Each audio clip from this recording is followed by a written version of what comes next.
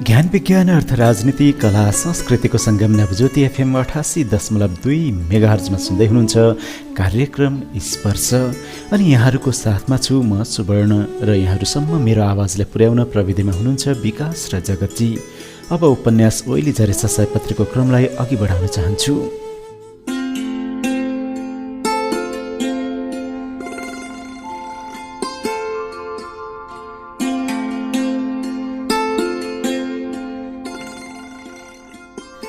ल शर्मिला, आज बल्ल बल्ल काम भयो।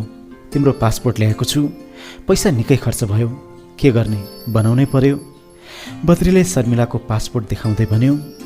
ए हो र दाई, खोइ पासपोर्ट भने कस्तो हुन्छ हेरौँ त। जीवनमा कहिल्यै पासपोर्ट नदेखेकी शर्मिलाले पहिलोपल्ट आफ्नो नामको पासपोर्ट हेर्ने उत्सुकता देखाउँदै बद्रीको हातबाट पासपोर्ट लिएर हेर्न थालिन्। शर्मिला, अब हामी यहाँ बस्ने काम सकियो। हामी भोलि नै यहाँबाट दिल्ली जानुपर्छ। ढिला भइसक्यो। हेर, यस्तो सहरमा बस्न कति गाह्रो छ। खर्च पनि अवधि, ठाउँ पनि त्यस्तै। बद्रीले भोलि नै दिल्ली जाने आग्रह गर्यो शर्मिलालाई। हुन्छ दाई, अब काम सकिएपछि यहाँ किन बस्ने र, भोलि नै जाउँ। शर्मिलाले पनि बद्रीको आग्रहमा सहमति गर्दै भनिन्। ल त, अब रात परे जस्तो छ, खाना खाउँ र आराम गरौँ। भोलि बिहानै म बसको टिकट लिन जान्छु र बेलुका हिँडिहाल्नुपर्छ। बद्री उत्साहित हुँदै भन्न थाल्यो। हुन्छ दाई, त्यसै गरौँ। शर्मिला पनि बद्री सँगसँगै उठेर खाना खान गेस्ट हाउसको भान्साघरतिर लागिन्। रात अँधेरीसँगै मडारिँदै लम्किरहेको थियो।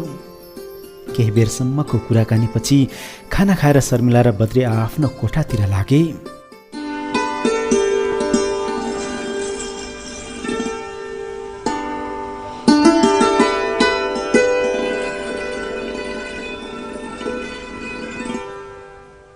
दिल्ली भारत भूमिको आधुनिकता र व्यस्त सहर, मान्छेहरूको औधी भिड लागिरहने सहर। ती भिडका मान्छेहरू कहाँ जान्छन्, के गर्छन्, शर्मिला अनभिज्ञ थिइन्। उनी यही सोच्थिन् कि यी मान्छेहरू कहाँका हुन् र के गर्छन् होला यहाँ, इत्यादि।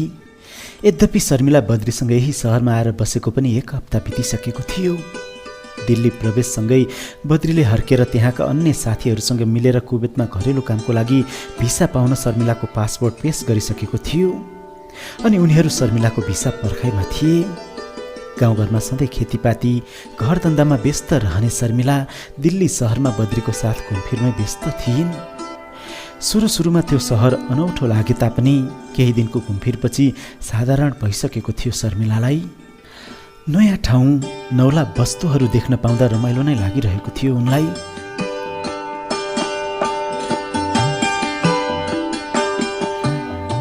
बद्रीले गेस्ट हाउसमा मिठो मिठो खुवाउने र दिनमा सधैँ नयाँ नयाँ ठाउँ घुमाउन लाने क्रममा शर्मिला बद्रीकी सङ्गी जस्तै भइसकेकी थिइन्। शर्मिलालाई गाउँघर जिस्काउनसम्म नसक्ने बद्रीले दिल्लीमा सँगै बस्ने, खाने र घुम्ने क्रमसँगै आफ्नो नक्कली प्रेम जालले छोपिसकेको थियो। दिल्ली प्रवेशको सुरुमा लिएको गेस्ट हाउसको 2 कोठा केही दिनपछि एउटै कोठा, एउटै बेडमा परिणत भएर शर्मिला र बद्री श्रीमान श्रीमतीकै रूपमा बाँधिएका थिए।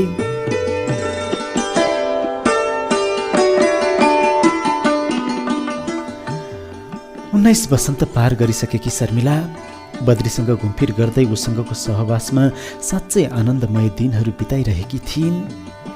बद्रीले शर्मिलालाई आफूसँग आकर्षित गराउन कुनै चिजको कमी राखेन। उनलाई नौलो ठाउँमा घुमाउनु मात्र होइन, शारीरिक सन्तुष्टिदेखि मिठा खानेकुरा र वस्त्रहरू सबै खरिद गरिदिएको थियो। गाउँघरमा सहवासको कुनै स्वाद नपाएकी शर्मिलाले बद्रीसँग सुरु गरेको पहिलो सहवासमा केही पीडा महसुस गरे पनि क्रमशः दिनहरू अझ उत्साहित बनिरहेका थिए।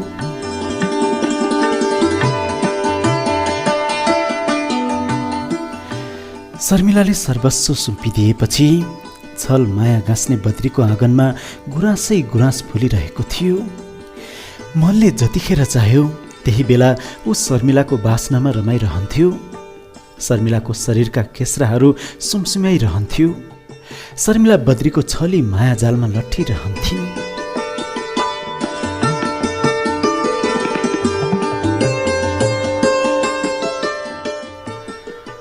दिल्लीको बसाई लगभग महिना दिन हुनै लागेको थियो। दिल्लीको व्यस्त वातावरणको आवरण बनेका बद्री र शर्मिलालाई कुनै कष्ट महसुस भएको थिएन। सदाझैँ आज पनि बद्री र शर्मिला परीको जोडी भएर रेस्टुरेन्टको गोलो मेचमा बसेर मिठा मिठा कुरा गर्दै भेलपुरी खाइरहेका थिए।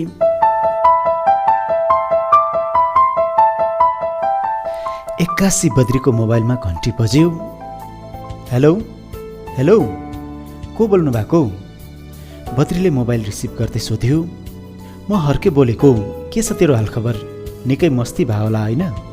अब तेरो मस्तीको खजाना सकिँदैछ। हर्केले बद्रीलाई छेडछाड गर्दै भन्यो।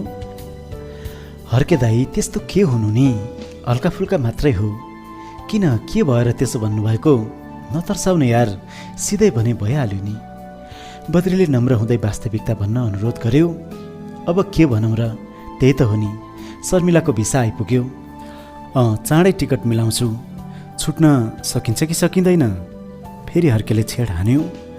बद्रीभन्दा नामुद खेलाडी हर्केले जिस्क्याउँदै भन्यो। दाई पनि जिस्काउने बानी साह्रै नराम्रो। बरु कामको कुरा गर्नु न। बद्रीले हर्केको व्यङ्ग्यात्मक कुरालाई छेक्दै भन्यो। ल त ल सुन, शर्मिलाको साउदी अरबको भिसा आएको छ। उसलाई भोलि हामी कहाँ लिएर आउनु? उसँग जाने अरू केटीहरू पनि छन्, सँगै पठाउने कुरा बुझ्यो होइन? हर्केले शर्मिलालाई आफू कहाँ लिएर आउन सुझाव दियो बद्रीलाई। ए हुन्छ हुन्छ दाई, म भोलि बेलैमा लिएर आउनेछु। राम्रै भयो, भिसा आएछ। अरू भेटमै कुरा गरौँला है त। ल दाई, अहिले फोन राखिदिएँ। बद्रीले हर्केको सुझावलाई आज्ञा लिँदै फोन बन्द गरिदियो र शर्मिलातिर मायालु भावमा हेऱ्यो।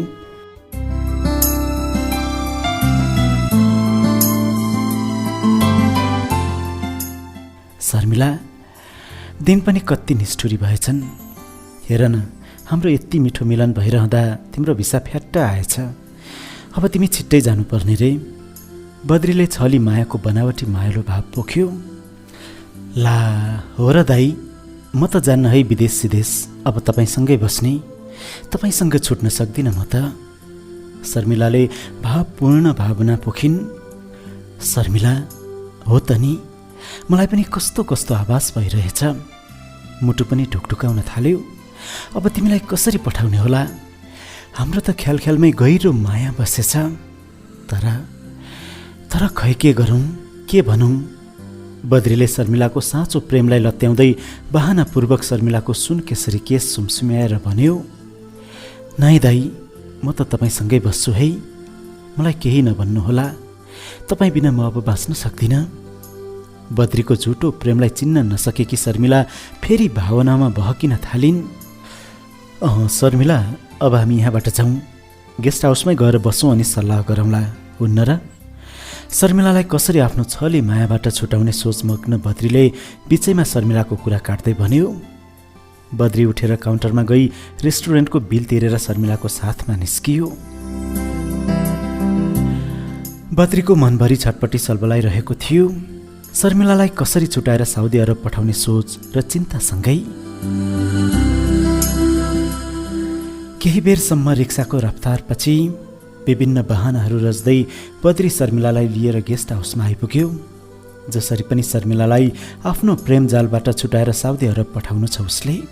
झुटो होस् या त साँचो प्रेम, जीवनमा पहिलोपल्ट पुरुषको न्यानो स्पर्शमा बाँधिएकी निरीह शर्मिला भावनामा बहकिएकी थिइन्। गेस्ट हाउसमा आएपछि उनी सरासर कोठामा गइन् र एकहोरो घोरिएर बद्रीको एक प्रकारले साँचो प्रेमको गहिराईमा डुबिन्।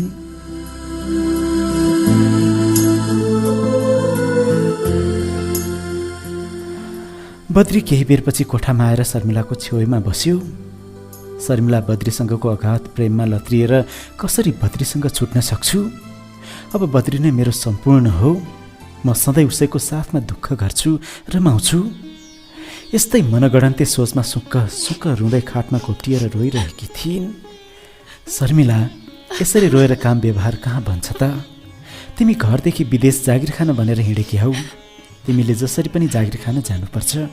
त्यसो भए घरमा बाबुआमा र आफन्तहरूले केही भन्ने मौका पाउँदैनन्। अब भिसा आइसकेको छ, तिमी जाने टिकट तयार हुँदैछ। हामी भोलि बिहानै हर्के दाइ कहाँ जानुपर्छ। बद्रीले शर्मिलालाई सम्झाउँदै भन्यो।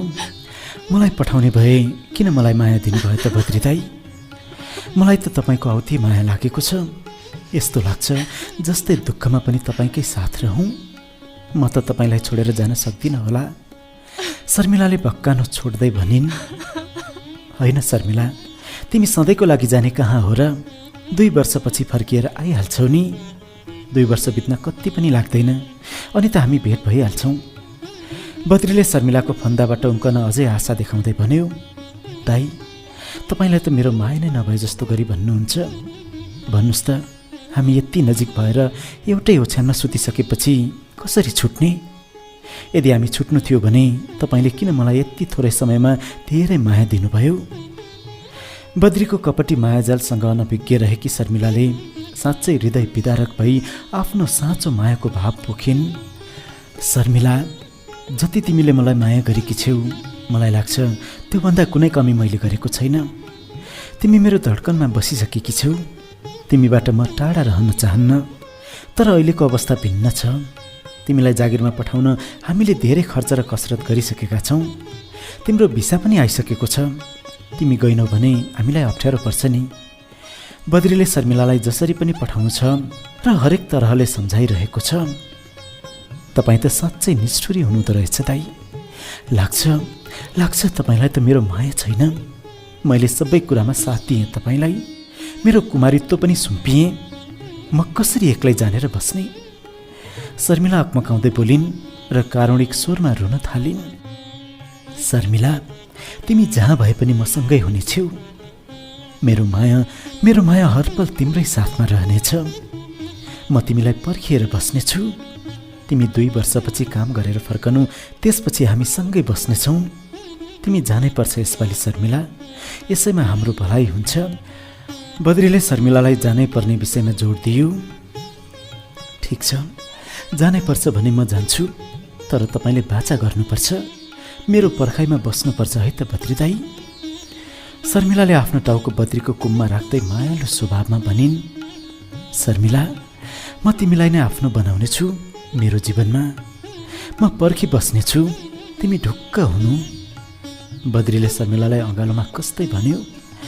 जब शर्मिलाले विदेश जाने वचन स्वीकार गरिन्, तब बद्री केही शान्तिको श्वास फेर्दै शर्मिलालाई अँगालोमा कसेर थपथपाउन थाल्यो। शर्मिलाले उसलाई छोडेर नजाने मनसाय व्यक्त गरेपछि पीडित भएको उसको मस्तिष्क अब भने केही प्रसन्न भएको थियो। जसरी हुन्छ ऊ शर्मिलालाई पन्छाउन आतुर थियो। अन्ततः उसले शर्मिलालाई त्यसै गर्यो। जसरी मन परेको फुल टिपेर केही बेर त्यसको सुगन्धमा रमायो, सजायो अनि फ्याँकिदियो। शर्मिला भावुक प्रेमिका भएर बद्रीलाई आफ्नै प्रेमी, आफ्नै मदन झैँ अगाध माया देखाउँदै सुमसुम्याउँदै केही बेरसम्म रोइरहिन्। साँचो मायाको सत्यताले प्रेमको स्वार्थी जाल बिछाएर शर्मिला जस्तै विवश वैशालुलाई आफ्नो बसमा ल्याउने र नारीहरूको कुमारित्व अनि श्री सत्य लुट्ने बद्री शर्मिलाको त्यो एगाध प्रेमदेखि झस्किन्थ्यो पनि। निष्ठुरीको मन कहाँ पो फर्किन्थ्यो र? आखिर ऊ थियो स्वार्थी। आदरणीय श्रोता, अब फेरि केही बेर व्यावसायिक विश्राम, त्यसपछि फेरि साहित्यकार बालक गुरुङको उपन्यास ओइली झरेछ सयपत्रीलाई निरन्तरता दिने नै छु। रेडियो सुन्दै गर्नुहोला।